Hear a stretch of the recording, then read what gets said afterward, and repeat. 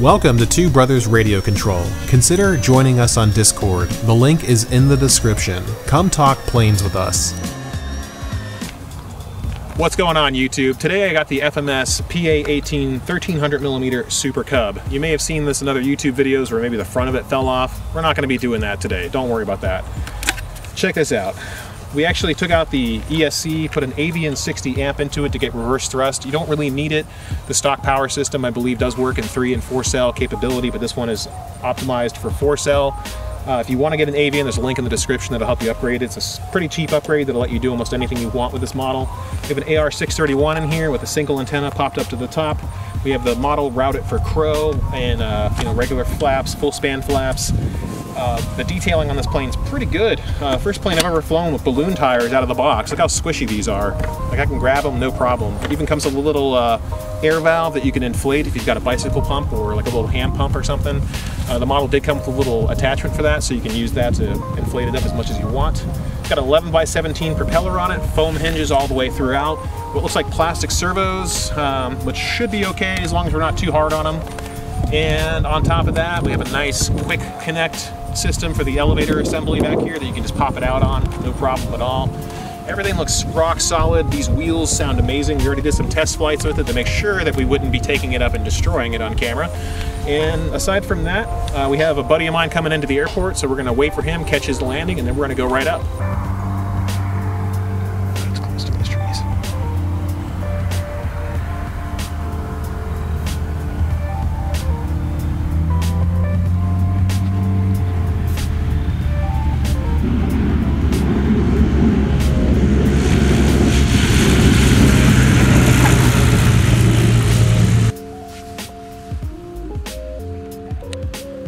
Our balancing point for this flight is the center of the third window from the front.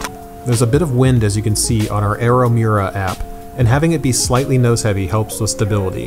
If you'd like to use Aeromura for yourself, there's a discount code in the description that you can use. Our Cub has been set up for full span flaps and crow. We didn't use either much, but it's still nice to have them. Alright, let's take her up.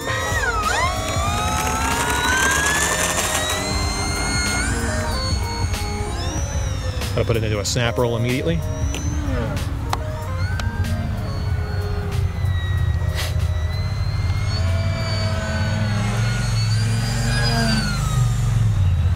Take it up, we're going to put it into a hammerhead. Let's see how it handles that.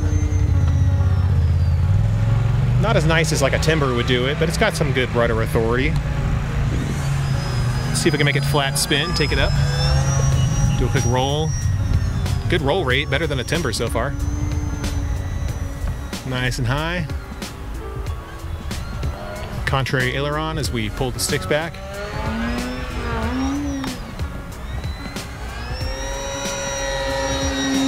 Does knife edge pretty well. You can almost do a knife edge loop with it. Man, the thing handles really good. Flies well. It's got a nice solid presence to it. Gets jostled around by turbulence, but like, what plane doesn't? It exists in the air mass. There's not much you can do about it. Even with the AS3X gyro in it, it is still getting kind of kicked around a bit. Let's drop the flaps. Do a quick touch and go on the pavement, maybe.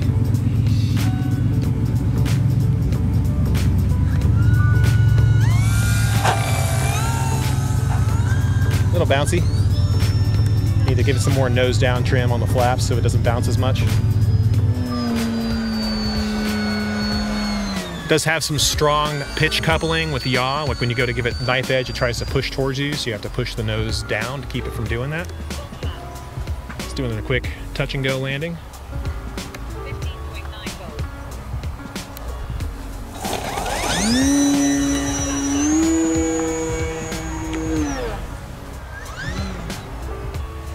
Very responsive in the air. Going up. Backing around. There we go. It's a fun little flyer, guys. I mean, I really enjoy it. I gotta say, it's heavier than I would like it to be, but it doesn't fly heavy at all. I think it's about the same weight as a turbo timber, but it has, like 0.2 of a meter less wingspan to it. But for a bush plane, it doesn't feel like it's flying too heavy at all. If you keep those wings nice and level, it doesn't want to bite you. And if you have everything trimmed out correctly and you do your pre-flight check, you don't nose it into the ground and break it, which is kind of nice. So just the importance of pre-flight checking, guys. Make sure that everything's working. If the servo's not working, take it out and replace it. They're cheaper than the plane.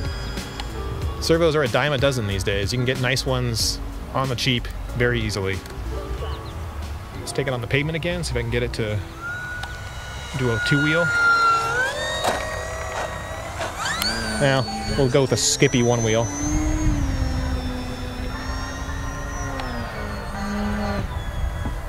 You give it a little bit of elevator and some rudder, and you can make it do some nice snaps. Now let's try hovering it. It does hover.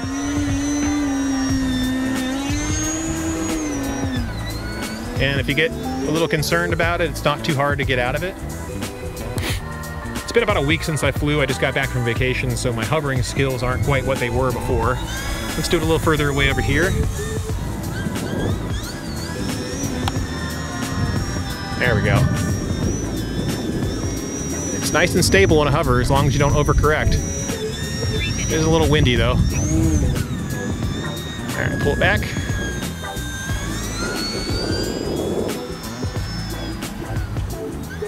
Let's try some inverted performance here in a second. We'll go from right to left. Once we do that, give it another quick roll. It rolls way faster than a timber, but the control surfaces are much smaller. It's probably because they're a little bit bigger. Almost hands off, just needs a little bit of nose up to keep it going straight. Quick outside loop, here we go. Feels good, honestly. I wouldn't say it's a timber killer by any stretch of the imagination, but it does have nice landing gear. It handles great in the sky. If I turn the, gyros are completely off right now. So as I roll, you can see it doesn't just snap into position anymore. You can see it is a little pitch coupled. It is a little bit touchier because we're getting close to neutral in the airframe. So a little bit of pitch goes a long way.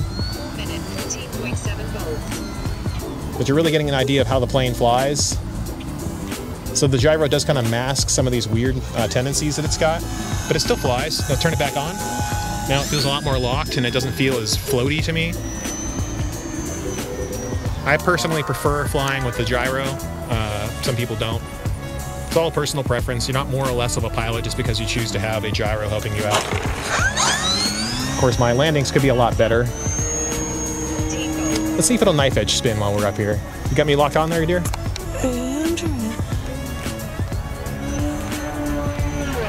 Nice.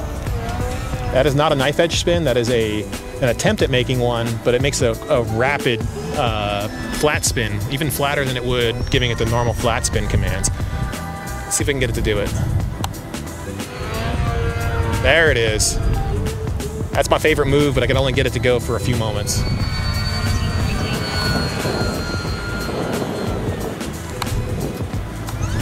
I just don't like that side. Yeah, is it getting out of focus a little bit? Yeah. We can always cut some of this out, no big deal. Yeah. Yeah, the wind's shifted on us too. All right. Go ahead and, ooh, a little bit of turbulence there. Let's go ahead and bring her in. 5 minutes of flight. And about storage voltage right now. There we go. Bring it in right above the grass. A little harder than I want it. Got caught by a downdraft and pushed it into the ground. No big deal. Tells you how durable this plane is. Those balloon wheels are nice. I mean, look at the suspension on this thing. With the reverse thrust from the Avian. I mean, look at the suspension. Like you're basically going to have a very hard time messing this thing up unless you really try to. I mean, the wheels will take most of the impact, no problem. As you guys saw, we're balancing the plane right about here, so about center through the wing. It might be a little too crazy for some of you guys, but you do see that it can do a lot of nice things, including hover. Other than that, I mean, it flies really well. It's got a nice roll rate. It looks good. I love the lights, although they are admittedly kind of hard to see. They do tend to just go out randomly. Like this right light is off for no reason I can figure out. And the red light over here is off too. I'll have to play with it. Maybe it's the wiring that I put into it that's screwing it up, because I had to custom wire it myself on a Y cable. That could have been what caused it. Otherwise, it prop hangs, it does spins, it does all sorts of nice rolls and point rolls, all sorts of cool stuff. We'll take it up again, give you some more thoughts on it, and then we'll wrap it up.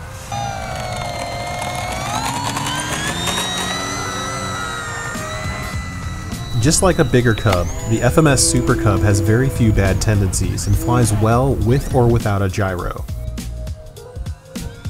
With full flaps, the Super Cub flies at jogging pace and is easy to control. Landings on grass are easy with the big inflatable tires, but they do tend to bounce a bit on pavement.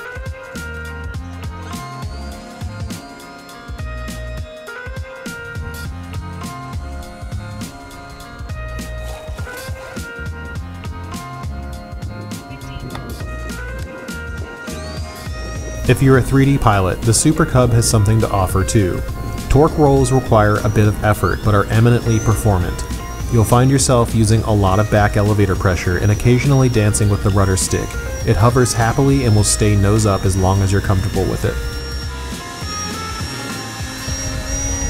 With the 11x7 prop and 4S compatible system, it's not lacking for vertical performance either. It will punch right out of a hover.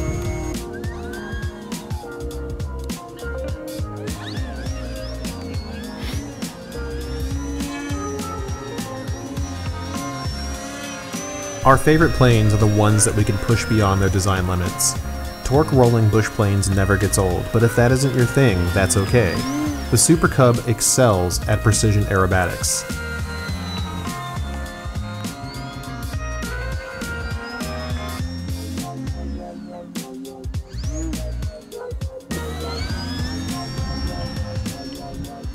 But if you're like us, knife edge spinning is just another day at the field, and it's nice to have a model that will do it as well as this one does. Knife edge is great, but it does have pitch coupling, so be sure to remember to use nose down input to counter it. Flat spins are its weakest point, but it still performs them acceptably. We're pretty sure that the wheels keep it from performing perfect one-wheel touchdowns, but we're open to being wrong here. Crow works pretty well, but it isn't needed. It's just something fun to experiment with. One of our favorite things to do with a bush plane is dive straight down with full flaps and land. The Super Cub handles the slip angle really well and comes in for a soft landing even in turbulent winds.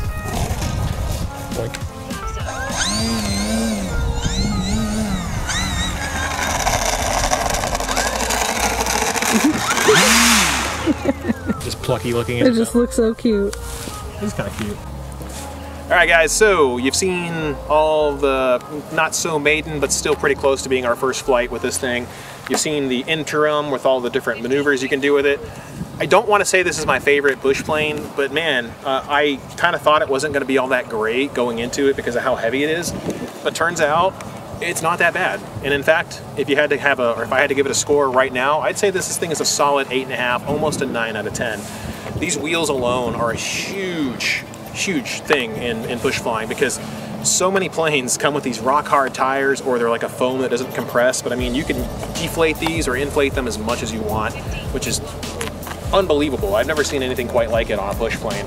I don't like that it's got foam hinges on the ailerons, but they do, or on the whole surfaces even, but they do seem pretty rigid, like they're not going to tear off easily. You saw me doing some crazy stuff with it, including like insane like KE spins and flat spins and stuff, and didn't have any issue with that at all. It does fly pretty good without a gyro, but my personal preference is I like having one and I'm going to continue using it. Aside from that, I love the design. The graphics on it are great. These trailing link, not trailing link, but just the suspension on it is nice. You can really see it get a workout. The wheels don't have to move much, but I mean, most of the impact comes from the balloon tires, which is nice. Overall, like I said, solid, I'd say 9 out of 10 for sure for this thing. It just looks great. It's easy to transport. It's got plenty of space in here for even bigger batteries. If you really wanted to have bigger batteries in here, you could do that easily. My personal preference is to go as light as possible, so I flew on Spektrum 4-cell 2200, 30C, and 50C packs. You can find them in the description below if you'd like to get some for yourself. We did plenty of hovering, plenty of other stuff on them, and I was getting upwards of 5 to 6 minutes of flight, no problem at all. Overall, the only other major issue I'd say this thing needs fixed is maybe swap out to a better tail wheel. FMS does like to use these kind of tiny rubber plastic tail wheels that the only thing that made sound when this thing rolled was this wheel. Other than that, it was quiet on the pavement. So if you were to look into doing that, maybe get a nice Debro rubber one that'll be real solid and quiet.